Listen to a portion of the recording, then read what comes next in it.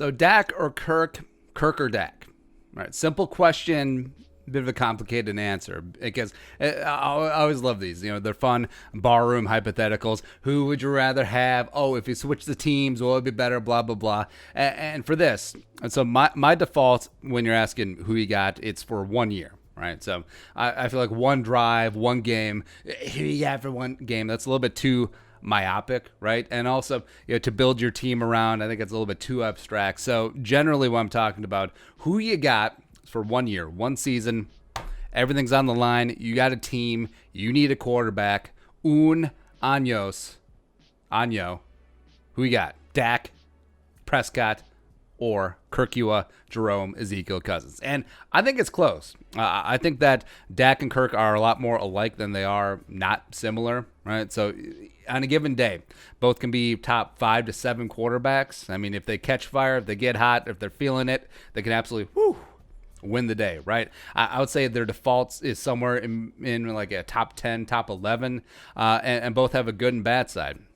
We've definitely seen good Kirk. We've definitely seen bad Kirk, right?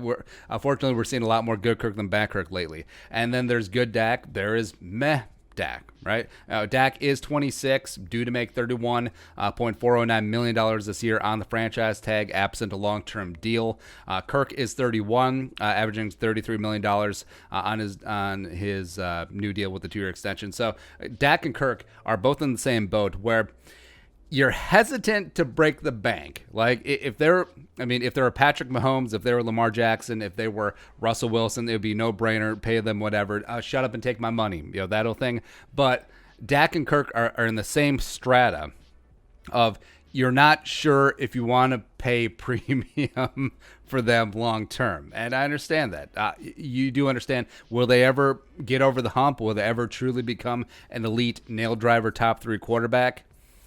You do have your questions, and both have greatly benefited from supporting cast, especially Dak. I mean, I will say that Dak has had, on average, a better overall supporting cast than Kirk Cousins had throughout his career. Well, better at the same time. So Kirk Cousins had a great offensive line in Washington, not so much with the Vikings, but with the Vikings, he's had Thielen, Diggs, the best wide receiver duo in the NFL, as well as Dalvin Cook, for the past 2 years, right? But for Dak has had the best offensive line in the entire damn sport. It's the entire 4 years he's been in Dallas. Also, you got Zeke Elliott, who is a perennially top 3 running back, plus Amari Cooper, who was no slouch, and also Michael Gallup, and then they drafted CeeDee Lamb. So he's got that going on for him, which is nice. He did have to put up with Jason Garrett.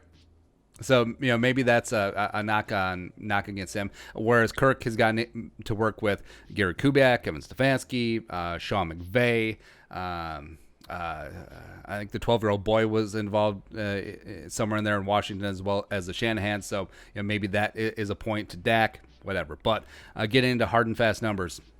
So last year, Dak blew the doors off the roof, threw for 4,902 yards. Would have led the league, except for Jameis just around chilling, right? 30 touchdowns, 11 picks, 8.2 yards per attempt, 99.7 quarterback rating, a 70.2 QBR, PFF grade of 80.1, and a DVOA was 6th best in the NFL. Cousins, his numbers, like the bulk black and white numbers, went down. It only threw for 3,603 yards, but like we said, passing yardage is a very imperfect measurable of the quality of a quarterback. Did have a better touchdown interception ratio, 26-6, 8.1 yards per attempt, higher QB rating, lower QBR, higher PFF grade, and was 10th in DVOA compared to Dak 6th. So even just look at the numbers. I mean, some of them go to Dak, some of them go to Kirk. I mean, it's just like another coin toss going on. So they are kind of the same guy, and they are both Rorschach tests. Like you do see what you want to see in them.